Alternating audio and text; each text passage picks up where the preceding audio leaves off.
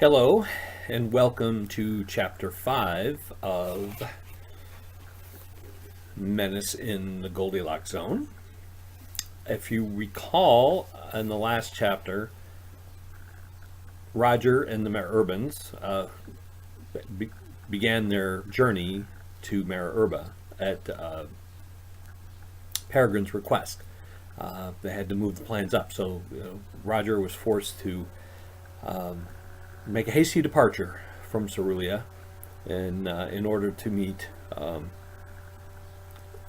Peregrine's request to leave early. Apparently, there is a sense of looming disaster if they do not get to Kryptos sooner than they had planned.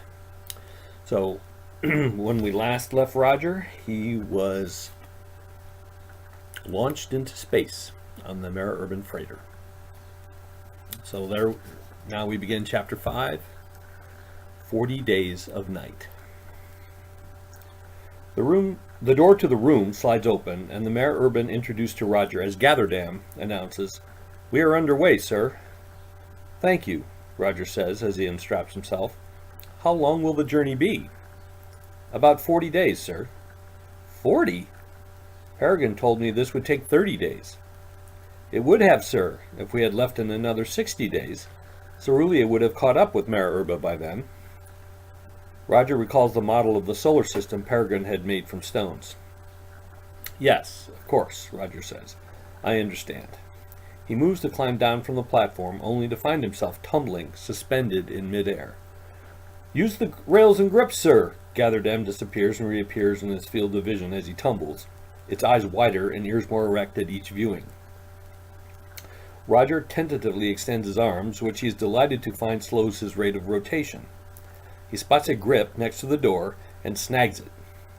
His rotational energy thus converted to linear motion, he flies out the door, narrowly missing Gatherdam, who ducks away just in time, swings around the doorway and slams into the outside wall, bouncing back to swing back into the room where he floats, stunned, one hand still grasping the grip on the wall.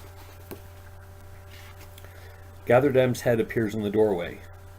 "Are you all right, sir?" Roger tentatively flexes his 7 other limbs and adjusts the eyepieces that have gone a bit askew. Yes, he answers with some relief.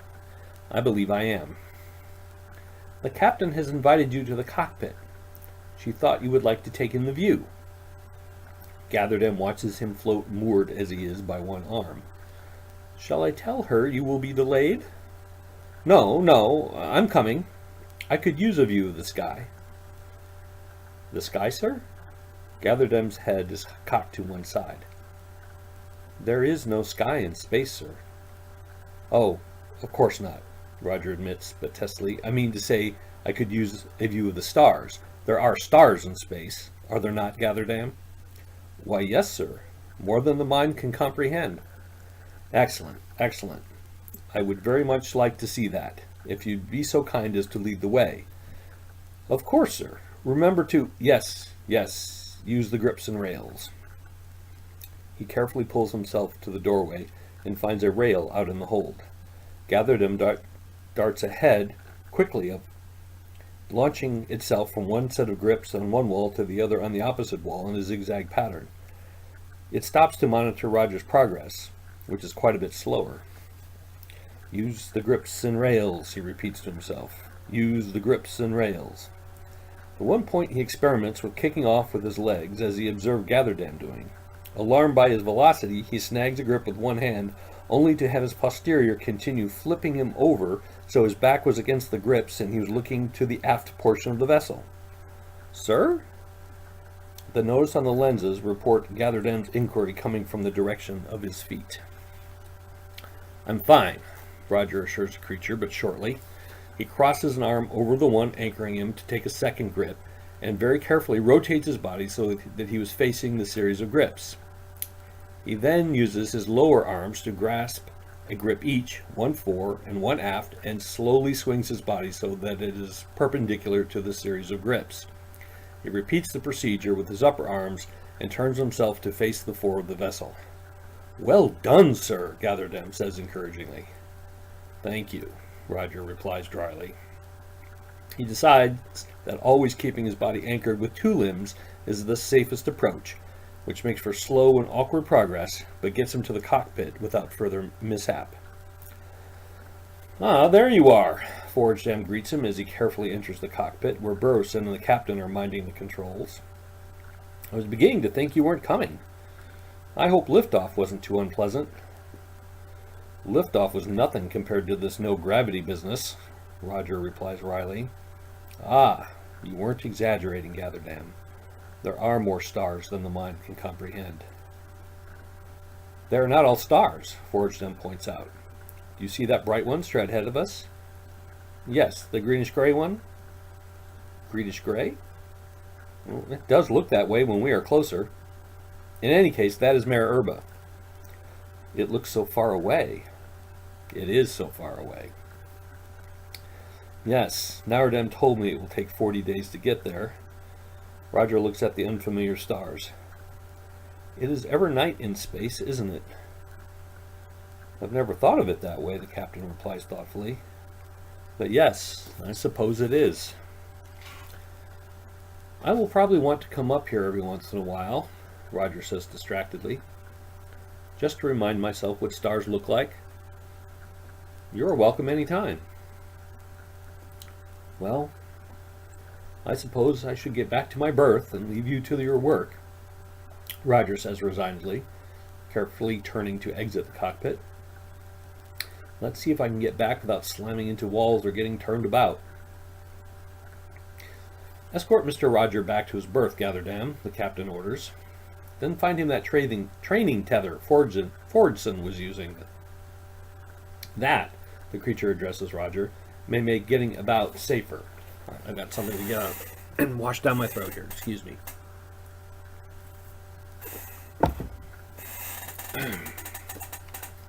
"Thank you, Captain."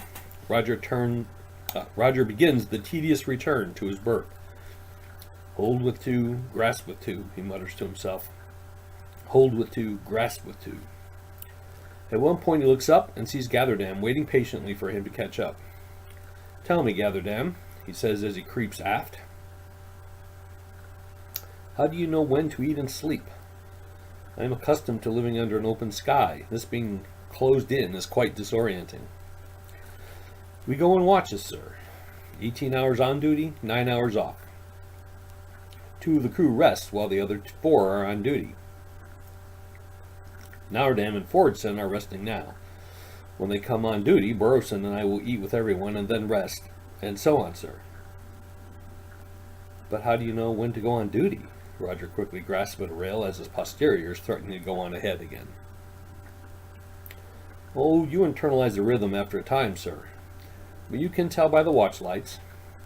The Mare Urban gestures to a set of 3 lights appearing over every door, one of which is lit. "It is now first watch. The watch change will be in 8 hours. "So you've all had your evening meal?" "Yes, sir. We ate before you arrived." "I see. Am I almost there yet? Things look less familiar from this angle." "Just a few more meters, sir." Hold with 2, grasp with 2. Roger creeps along until he comes to the door that Gatherdam had already opened. "At last," he says, carefully pulling himself into the cabin. "Thank you, Gatherdam. I think I can take care of myself from here. Say," he stops the creature, "where can I obtain 25 liters of water?" "Drinking water, sir?" "Drinking water? Yes, I suppose so. There is a tap there, sir." Mayor Urban points to a nozzle at the far end of the room. "Do you have a flask, sir?" "A flask?"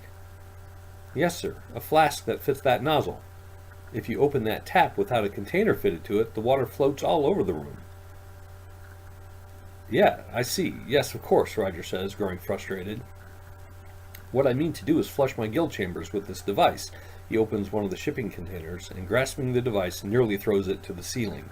He catches it, but the change in his center of gravity has him pitching over backwards.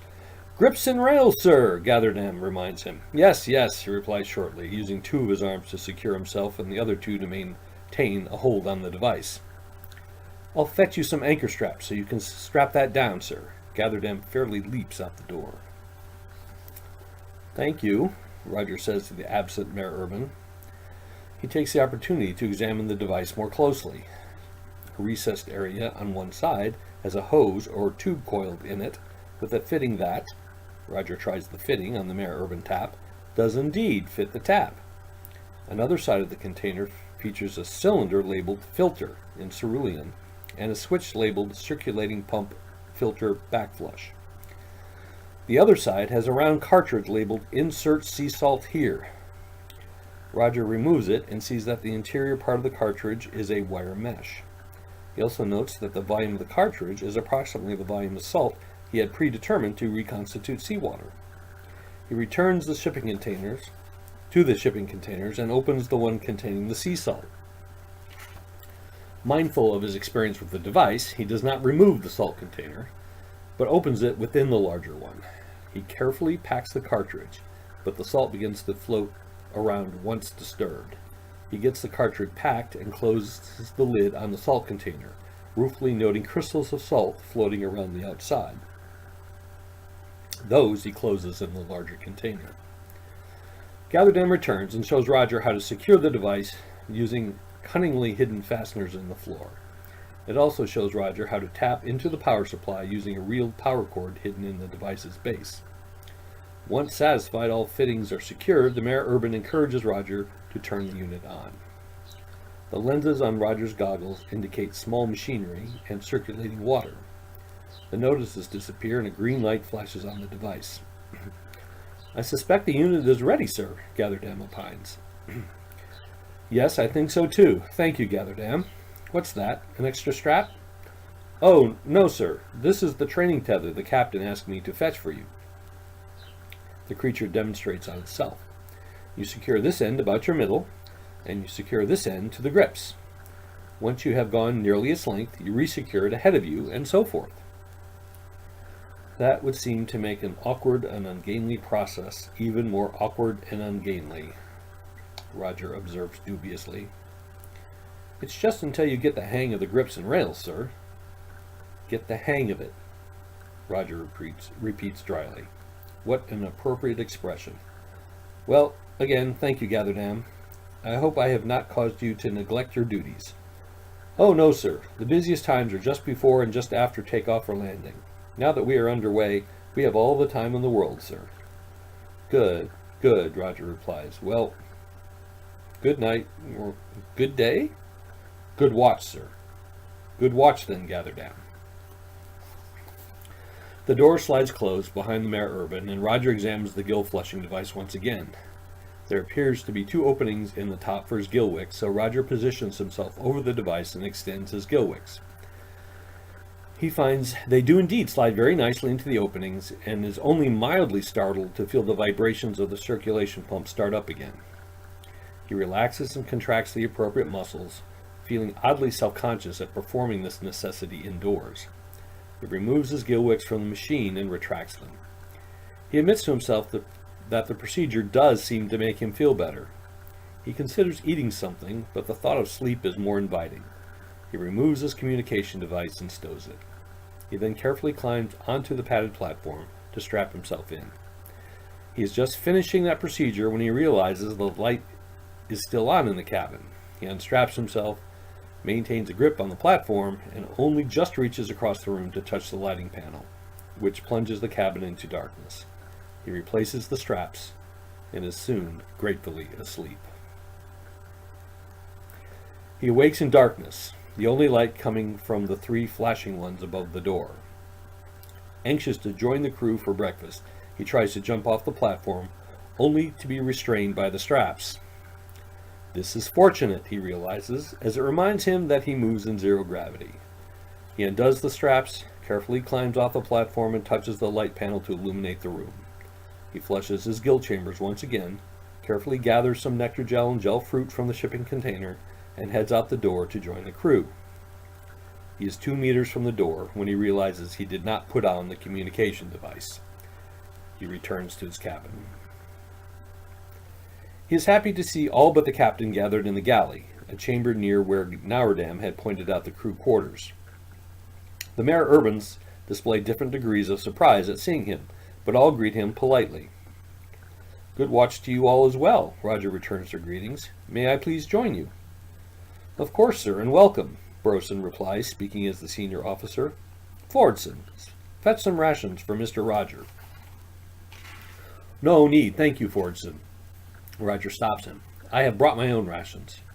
He produces nectar gel and fruit from a small haversack he strapped to his thorax. Is that gel nectar? Fordson's eyes, already bulbous, appeared to double in size.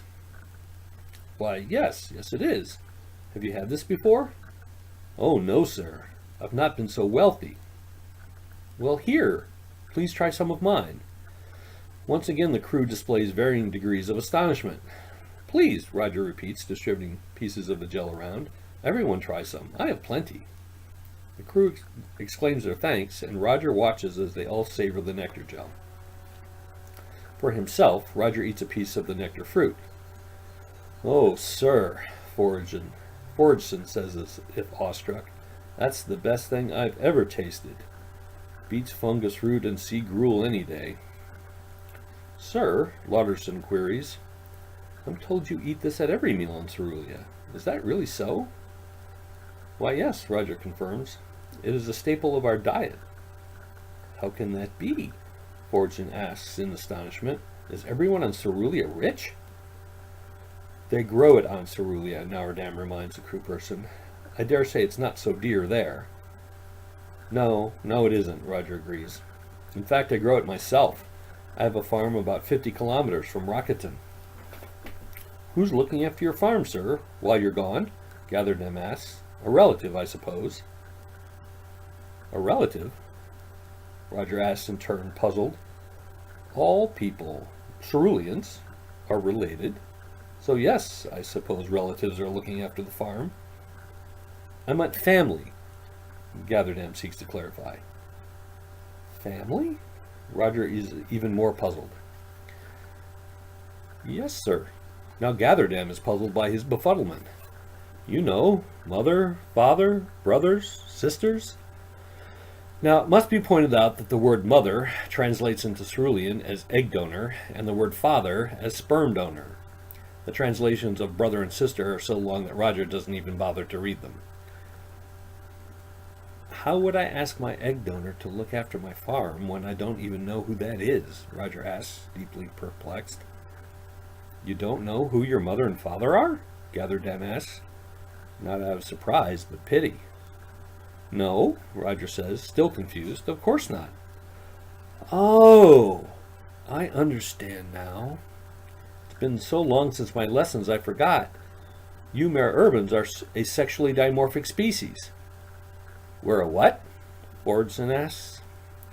We come in males and females, Nauerdam explains to the junior crew person. She turns to Roger. I take it the Ceruleans are not. No, we are what you would call a hermaphroditic species. We produce both eggs and sperm. How does that work? Fordson asks, utterly mystified. Fordson! What an impertinent question, Gatherdam reprimands him. Not at all, Roger assures the table. You're asking how we reproduce, he addresses Fordson.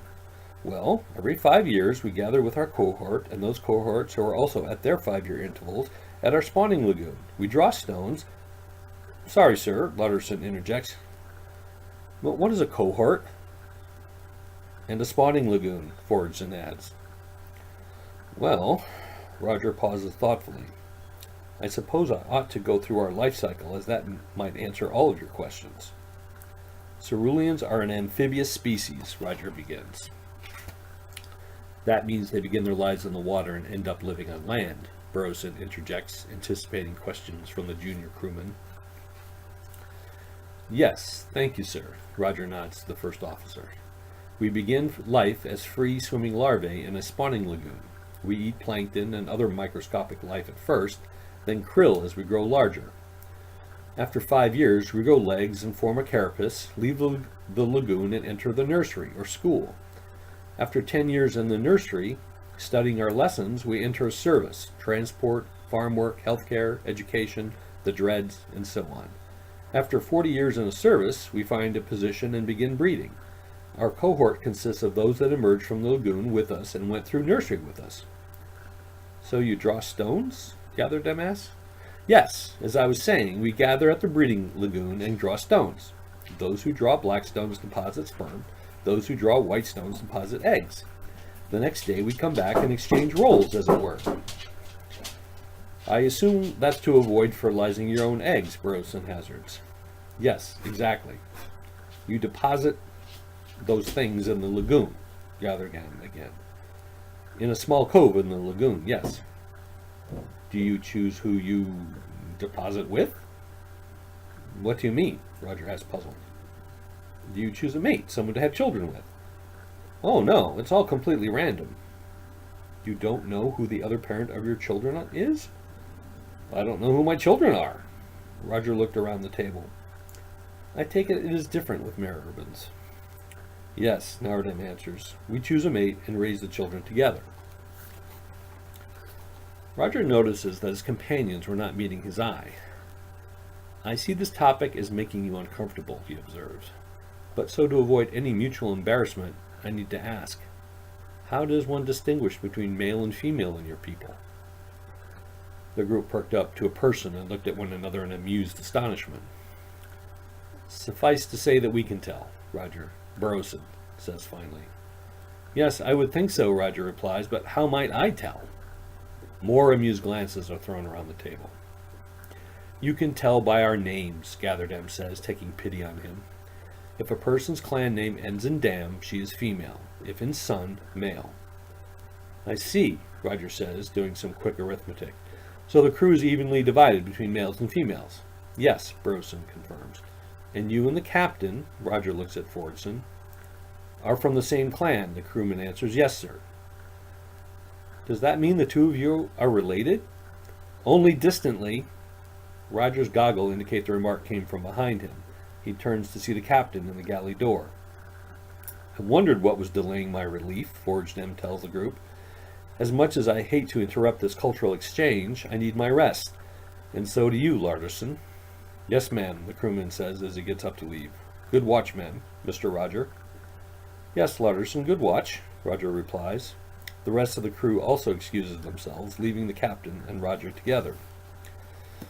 I'm sorry, Captain. It wasn't my intent to disrupt the routine of your vessel. Forgedem sits at the table after acquiring some rations from storage on the wall. No apologies necessary, the captain assures him. It is to be expected. It's good for the crew, especially the younger members, to get acquainted with off-worlders. What is that you're eating, if I may ask? The captain picked her head up in surprise. Didn't they offer you rations? Oh, yes, of course they did, Roger hastens to assure her. But I brought my own. In fact, I have some nectar gel here. Would you like some? Nectar gel? Why, yes, if you're sure you can spare it. Oh, yes, I brought plenty. That is quite the treat, Forgedem says gratefully after eating the gel.